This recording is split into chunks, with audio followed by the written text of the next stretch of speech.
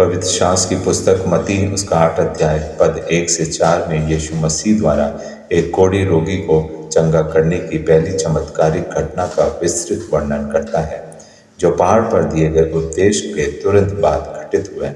जब यीशु पहाड़ से नीचे उतरे तो एक बहुत बड़ी भीड़ उनके पीछे हो ली। लोग यीशु की शिक्षाओं, पहाड़ पर दिए गए उपदेश से बेहद प्रभावित थे और उनके अधिकार वचनों को सुनने के बाद उनके साथ चल रहे थे।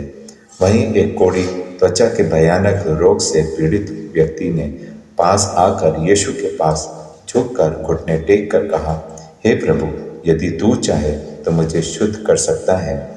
उस समय के समाज में कोढ़ को एक अत्यंत अभिशाप और अशुद्ध बीमारी माना जाता था। कोढ़ी को समाज और परिवार से बाहर अलग रहने का नियम था।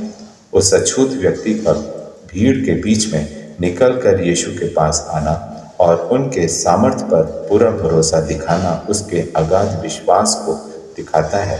उसने ये नहीं कहा कि तू मुझे ठीक कर, बल्कि उसने कहा, यदि तू चाहे।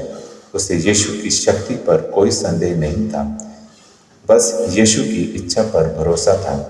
यीशु ने अपने हाथ बढ़ाकर और उसे छुआ और कहा, निश्चय ही मैं चाहता हूँ, तू शुद्ध हो जा। और उसी क्षण उसका कोढ़ दूर हो गया।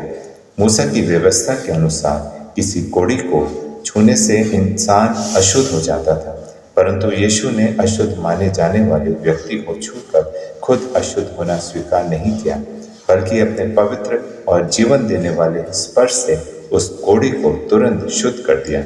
यह यीशु के असीम प्रेम, करुणा और शारीरिक व आत्म शुद्धता देने वाले अधिकार की को प्रकट करता है। यीशु ने उसे चेतावनी दी, देख, इस बारे में किसी से कुछ मत कहना, पर जाकर अपने आप को याजक को दिखा और मूसा की आज्ञा के अनुसार भेंट चढ़ा, ताकि लोगों को तेरे ठीक होने की साक्षी मिले। यीशु ने ऐसा इसलिए कहा ताकि वह व्यक्ति पुराने नियम की व्यवस्था का पालन कर सके और याजक द्वारा आधिकारिक रूप से शुद्ध घोषित किए जाने के बाद दोबारा सामान्य सामाजिक व धार्मिक जीवन में लौट सके। ये इस बात का प्रमाण भी था कि यीशु व्यवस्था को तोड़ने नहीं बल्कि पूरा करने आए थे। परमेश्वर इन वचनों के द्वारा आप सबको बरकत और आशीष दे। आमीन।